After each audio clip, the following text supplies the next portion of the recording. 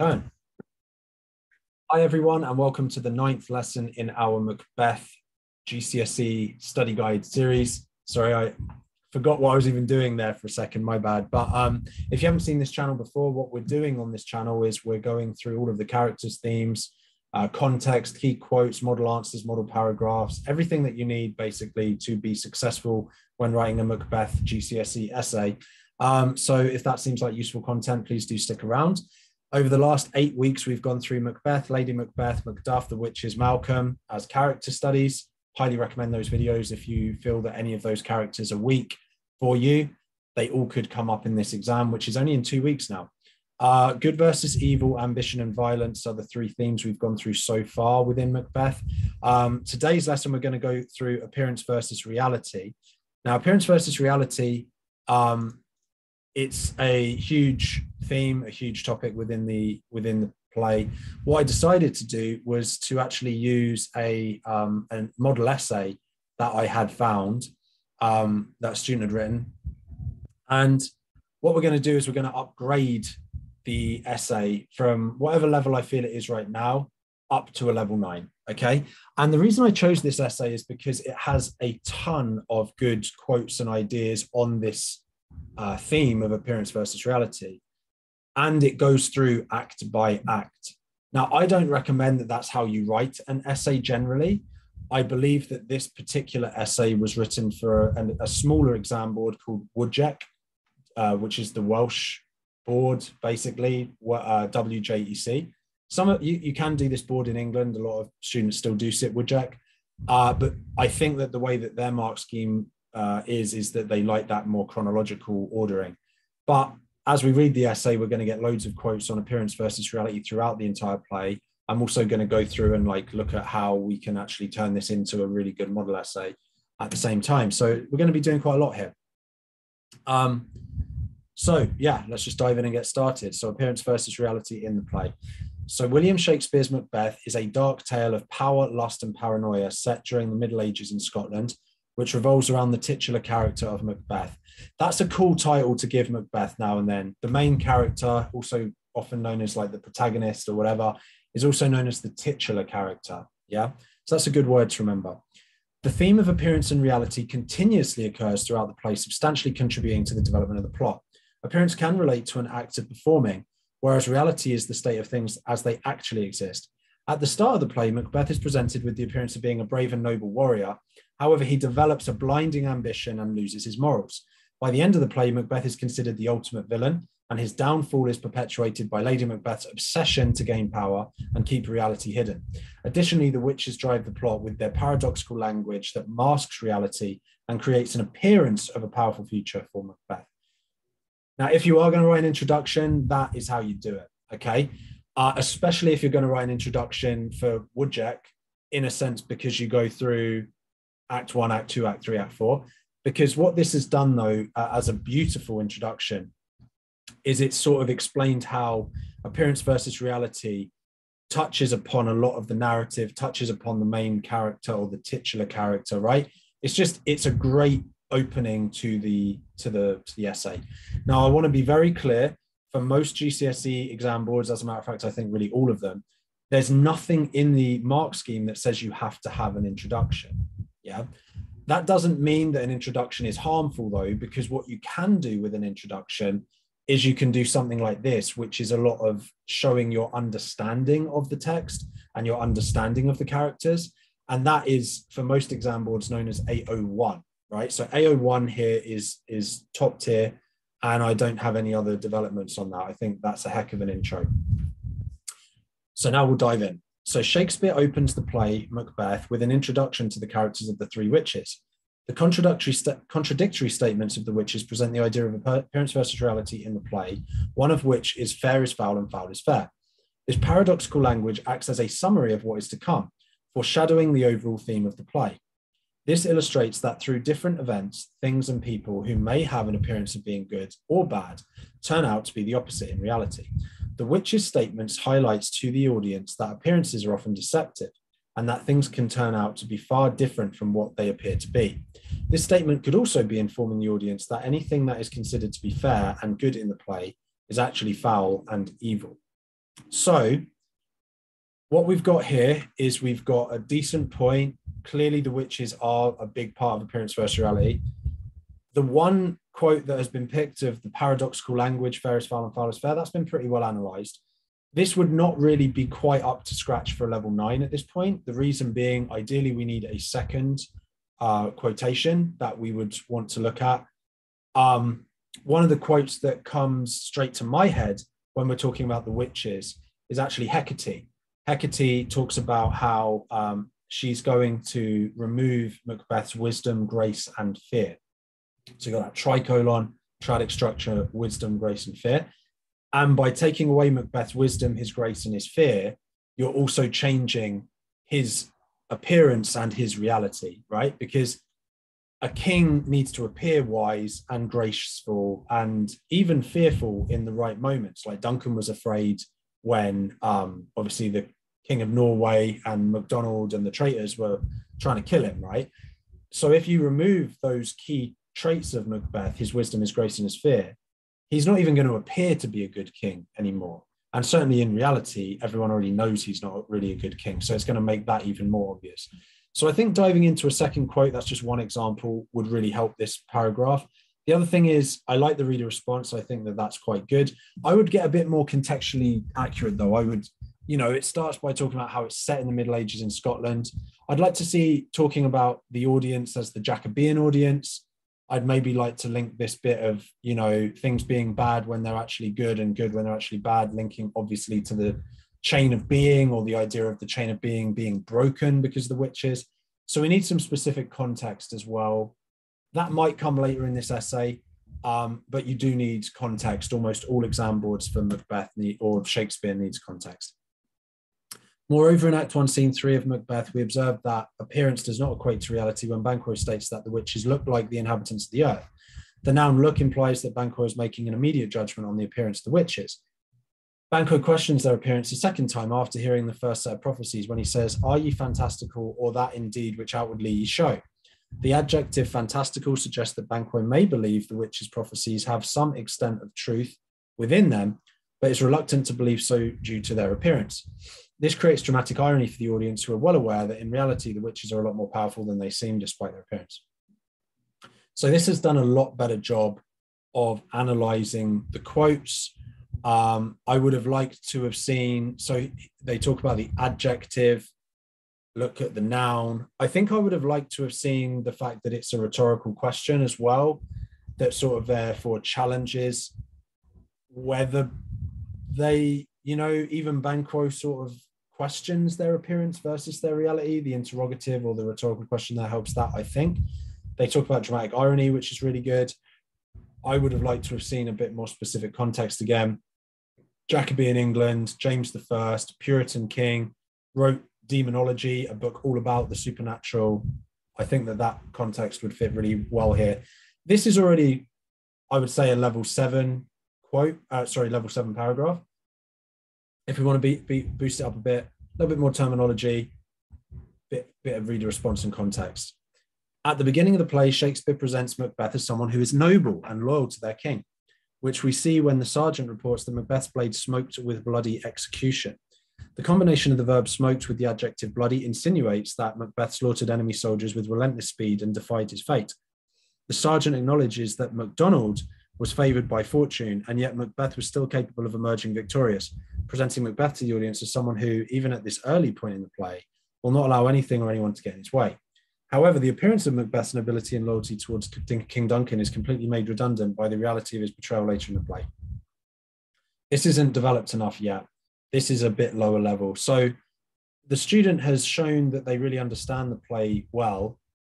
I like the sort of analysis of the first bit, but I don't feel like this really gets to the core of appearance versus reality yet. And I think one of the major reasons for that is the beginning of the paragraph doesn't have a good point. So I would put at the beginning of the play, Shakespeare presents Macbeth's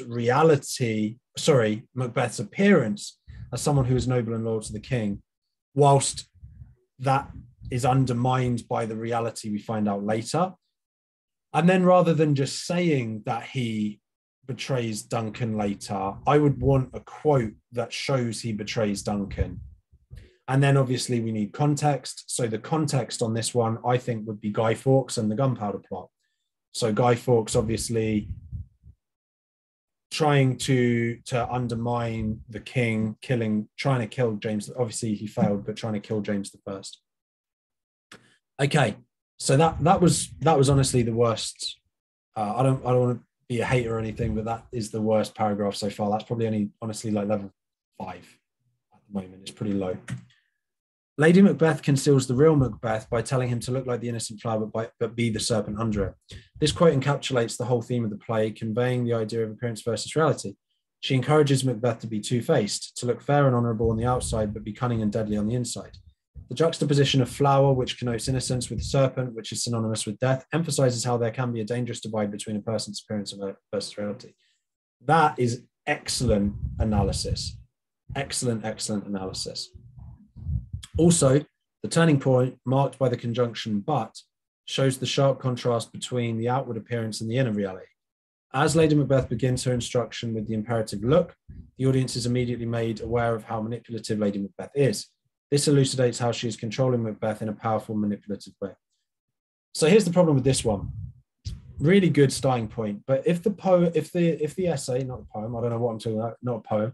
If the essay is meant to be about appearance versus reality, everything needs to link to that. So when he or she, the student, starts to go into Lady Macbeth, powerful, manipulating Macbeth, etc., that's not really anything to do with appearance versus reality, unless it is made to be about it. Like, so maybe in appearance, she's trying to be a supportive wife, whereas in reality, we know from Act 1, Scene 5 that she's actually doing all of this to, kill the good part of him because she thinks he's too full of the milk of human kindness. So we'd have to bring it back to appearance versus reality. In terms of context, obviously, you would talk about the role of women in Jacobean England. They would have been more second-class citizens in a patriarchal society. So the idea of Lady Macbeth being able to manipulate or deceive her husband would have been very controversial and somewhat eye-opening to a Jacobean audience. After Lady Macbeth commits regicide, his outward appearance does not match the reality of his actions. This is clearly portrayed when Lady Macbeth says, "Why, worthy Thane, do you unbend your noble strength?" The adjectives worthy and noble represent who Macbeth was at the beginning of the play, but it's become increasingly clear that Macbeth is no longer worthy of these titles and is the antithesis of all he has believed it to be. Contrary to Macbeth being worthy and noble previously, in reality, he is now putting on a mere performance of having these characteristics. That's really good understanding of the play and really good understanding of the character. Lady Macbeth's description of Macbeth would create utmost dramatic irony for the audience, who would be well aware that since Macbeth has committed regicide, this appearance of him is completely discarded as a result of the reality of his actions. So again, this one needs quite a bit of development. The idea is that Macbeth appears to be noble, whilst in actual fact is a murderer and a killer. I don't particularly think that it's developed enough, again, because we need probably at least one more quote. So at the beginning, he is quite worthy and noble, but then maybe we would have a bit of the conversation he has with the murderers, right? Like one of those conversations. You could develop it even further as well, because you could say at the beginning his reality seems to be he is noble.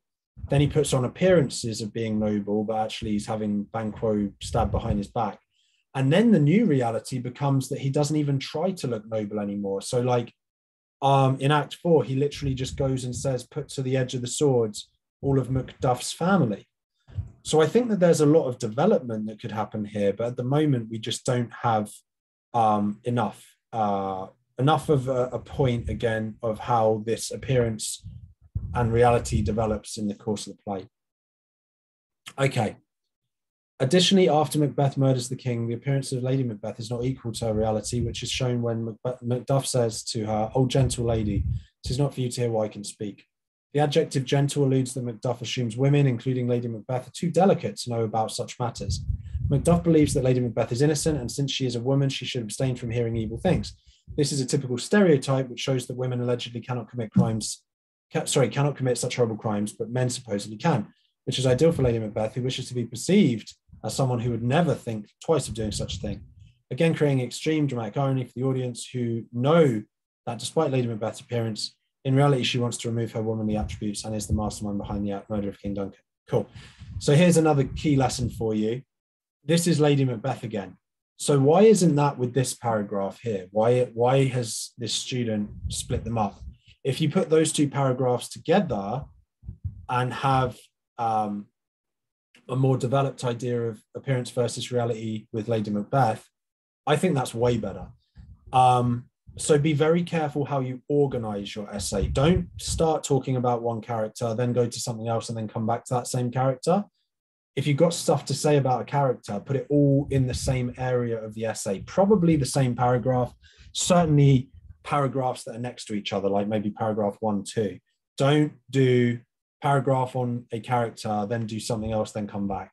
It's really annoying as an examiner to go through that because, you know, our brain is trying to focus in on what you're saying about one thing, then you split our attention to another thing, and then you bring it back to this first thing. We're like, give us a break, like just keep it nice and simple for us. We want to give you the best mark that you're capable of, so make it easy for us, make it digestible. The candidate starts to talk about how Lady Macbeth is represented contextually. We need to develop that more. Like I said, patriarchal society, she's a subversion of gender expectations of Jacobean England. Use some of that good context in there. In Act 3, Scene 4, Macbeth suffers from his exploitation of appearances as he struggles to make sense of what his reality is anymore. When Macbeth is told to sit at the table with his companions, he proclaims that the table's full. The adjective full, along with the empty space on stage, verifies that Macbeth is now seeing Banquo's ghost. Banquo's ghost advocates his crumbling sense of reality and illustrates that the evil and corrupt parts of himself, which he attempts to repress and disguise, start to express themselves in the form of morbid hallucinations and spirits. Macbeth is unable to trust his own mind as a result of his deceit, highlighting that one of the biggest conflicts of appearance versus reality is the battle within Macbeth's own psyche. This suggests to the audience that Macbeth will never be able to amend the reality of his actions, no matter how much he tries to alter his appearances. So we're getting this kind of sense of this essay having a lot of good understanding of the play, but it just doesn't get into the analysis that is needed for level 9, right? So we have this one quote of the table's full and the idea that Macbeth is now hallucinating, but we could have so many more good quotes on hallucinations. We could have the bloody dagger before he kills Duncan. We could have, you know, don't shake your gory locks at me. Come in any form, like come back as a tiger or a bear and I'll fight you. There's all this extra stuff about how Macbeth's appearances and his hallucinations mess up his reality, but we just don't have it here enough. We could link this to the supernatural again. We could talk about how if you are to break the chain of being, the belief in Jacobean England is that crazy stuff would happen. But yeah, we need more. We're having that same thing in this paragraph, really. We need a clearer point. Macbeth suffers from the appearance versus his reality. We need to go into a bit more depth of a couple of examples of hallucination. Try always to have at least 2 paragraphs per 2 quotes per paragraph, sorry. We're nearly there. We've just got a little bit more to go. So furthermore, when Macbeth begins to panic upon seeing Banquo's ghost at the banquet, Lady Macbeth blatantly lies to the noble guests, yet again concealing reality. She explains to them that my lord is often thus and hath been from his youth. The noun youth displays how she attempts to hide the truth by misleading the others into believing that Macbeth has always acted like this since he was young. The fact that Lady Macbeth managed to maintain a false persona when forced to make an excuse on the spot for Macbeth's sudden outburst really showcases how deceiving a character she is. Lady Macbeth truly defies the stereotypical gender roles women played in that period, as women were never seen as the deceptive type. In spite of this, Lady Macbeth's actions would meet audience expectation, as they have previously encountered her obsession over hiding reality with appearances a countless number of times throughout the play. So again, really good context here. Finally, what I was talking about. It's so all over the place at this point, unfortunately. There's so much good in this essay, right? But we've got talking about Lady Macbeth, then going to something else, then coming back to Lady Macbeth, then going back to Macbeth, then going back to Lady Macbeth again, right? Don't do this. Don't do this. It doesn't mean that you're going to, obviously, you're not going to be marked down. We don't do negative marking. You're just not going to be marked up.